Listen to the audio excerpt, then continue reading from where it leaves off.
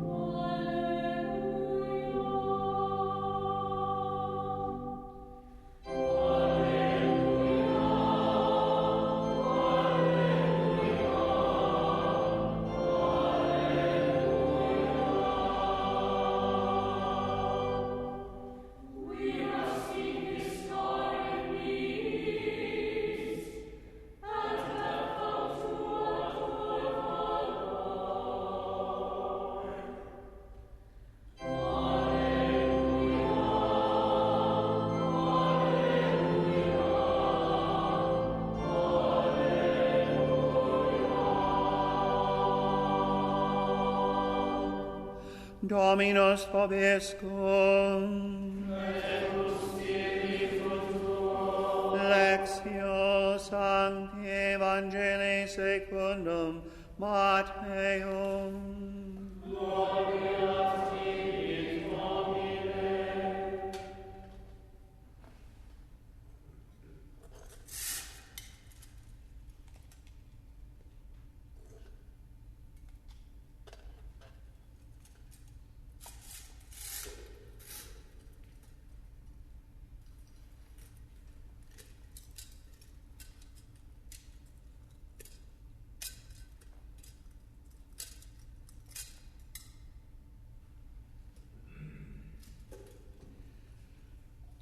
When Jesus was born in Bethlehem of Judea in the days of King Herod, behold, Magi from the east arrived in Jerusalem, saying, "Where is the newborn King of the Jews?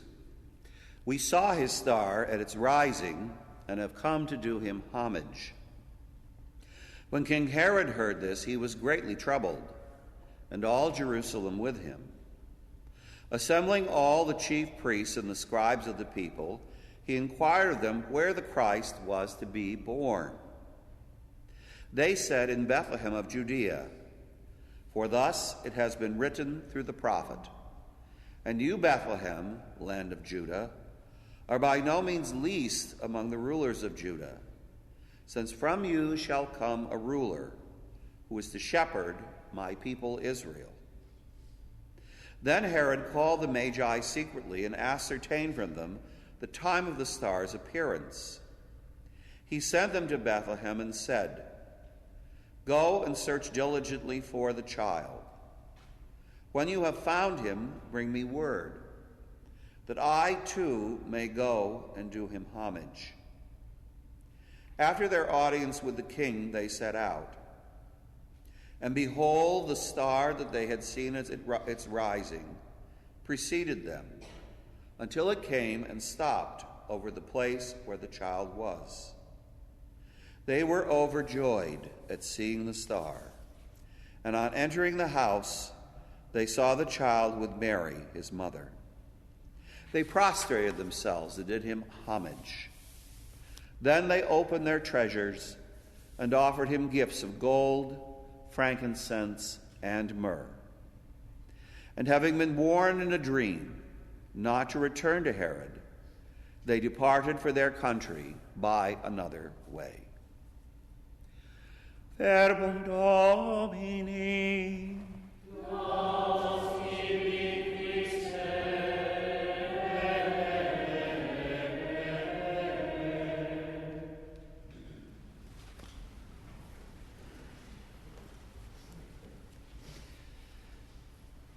Dear brothers and sisters in Christ, all men by nature desire to know. This is the way Aristotle begins one of his most famous books, his Metaphysics.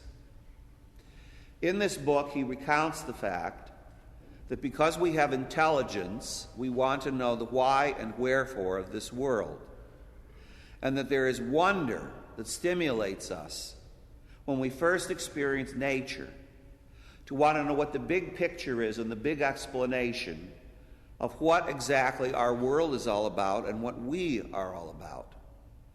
This wonder, according to Aristotle, was the cause by which people began by reason to investigate nature, the causes of the world. And it's seen even in children, in the very first experience they have when they know something, they're impassioned about it. I teach at a seminary for second career vocations, and sometimes not all of the seminarians, being somewhat older, are that interested in wondering about the causes of the world. I remember we had a seminarian who used to sleep through all of our classes, not just one of them. And you'd think if people were going to sleep through class, they'd have the courtesy to sit in the back. He used to sit right in the front row. I used to go over and kick the desk, and I'd say, "Would someone please wake him up?"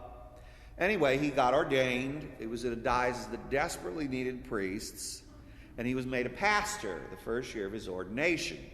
So oftentimes people have to come back and say what they think they should have learned or didn't learn or did learn or something. I don't know.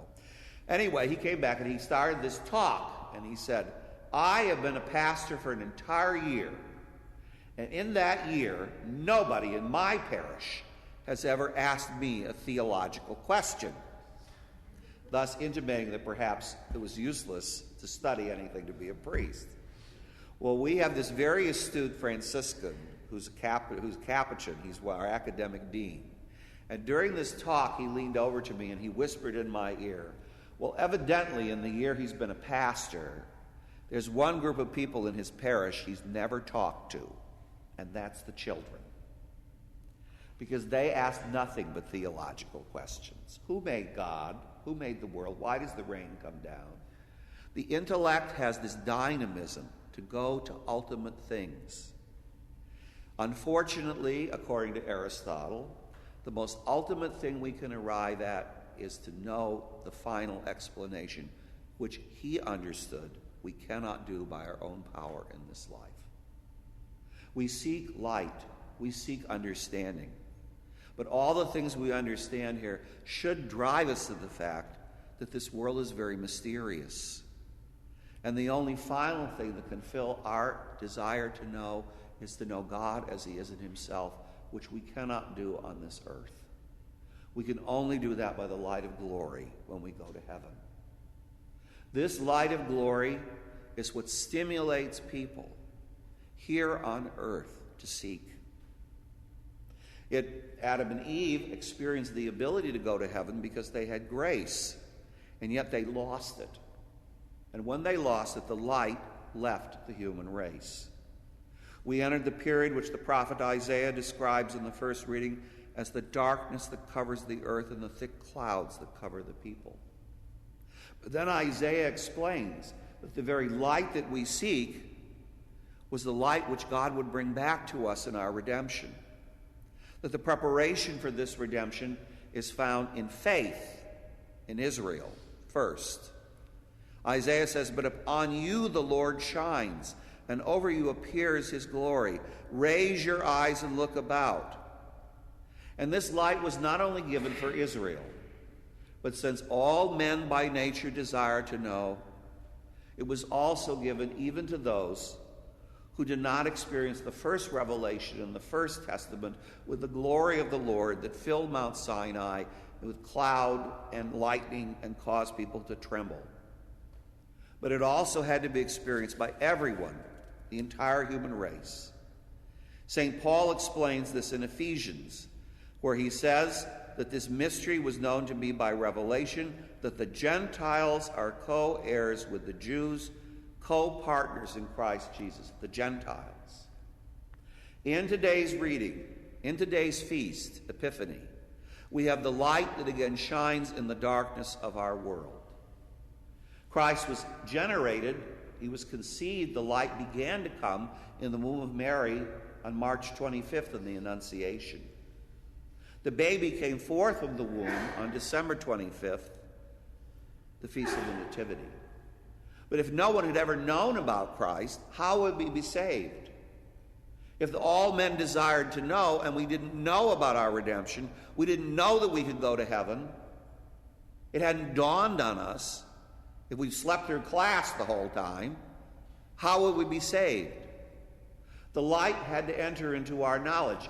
In the Feast of the Nativity, the light enters the Jews because the glory of the Lord, the angels that are the mediators of the Old Testament, they appear to Jews, to poor people, to uneducated people, the shepherds. And they announce the message, and they rejoice, and they rush to the stable to see the truth, to see him who is the Lord of heaven and earth, he who is the creator in the tiny helpless baby. How wondrous this was. But today we have further wonder still. The light that Aristotle thought, that philosophers sought, that scientists sought, that the wealthy and powerful of this world should seek. This is experienced by this very mysterious group of people, the Magi, whom it seems were partially religious figures, partially ancient scientists, who are brought now to the stable not by the glory of the angels, but by science, who are brought to the stable by nature. The star appears to them. The ancients used to look at the stars and revere them, the ancient scientists. They all went out to nature to try to discover the meaning of the world. They could only discover it in God. Here, the light of the star leads them first where? To Israel, because salvation is from the Jews. They go to Jerusalem. And then they're enlightened by the Scriptures, and from the Scriptures symbolically expressing their faith, because even though the star may be a physical event, it doesn't obviously lead everybody to Bethlehem. It's their faith that leads them there. This exterior light with their interior desire to know brings them to Bethlehem, and they see in this tiny child the fulfillment of nature, the creator of nature. They see in him the light that even the philosophers sought, that caused wonder at the world. The wonder is finally stilled in the one who will die on the cross. And of course, you know the meaning of the gifts. Gold, the dignity of Christ, that he's a king. Frankincense, that he is God. And myrrh, that he will accomplish this through death on the cross and through redemption, preparing for his burial. So in the tiny child now, we see the light of revelation to the Gentiles, the light, the philosophical light by which they knew truth through reason, and we see the glory of the people Israel, as Simeon says in the presentation. Faith of the Jews come together so that in our religion, reason and faith meet, and they both meet over this seemingly helpless, humble, poor child. For us today, the lesson is very simple. Oftentimes people think, philosophers and scientists thought from the 18th century on, that we could solve all the problems of the world by ourselves. The human mind could resolve every issue by reason alone, and it led to the horrors of the 20th century. Instead, we must surrender ourselves to and see that true wisdom, the light that all men sought, can be found only in Christ himself, that he is the prime revealer and the prime revelation. If only the wise and powerful of this world would seek him again, instead of in the secularization of our culture, then the light would truly fill the world, the light of God himself, as it should fill us. As the Magi were led by the star of their believing to the stable, so we should be led by the star in our hearts to Christ, that same child they adored, who becomes present here on our altar. And by receiving him, we must be transformed, so that all men who desire to know might find their knowledge finally completed in him. And unlike Herod, who should have converted at this, we should profess the fact that wise men still seek him. As an ancient Christian hymn for Epiphany says, "O Herod, wicked foe, why fear? The Christ the Lord approaches near. He does not take your earthly sway, whom heavenly kingdoms gives away."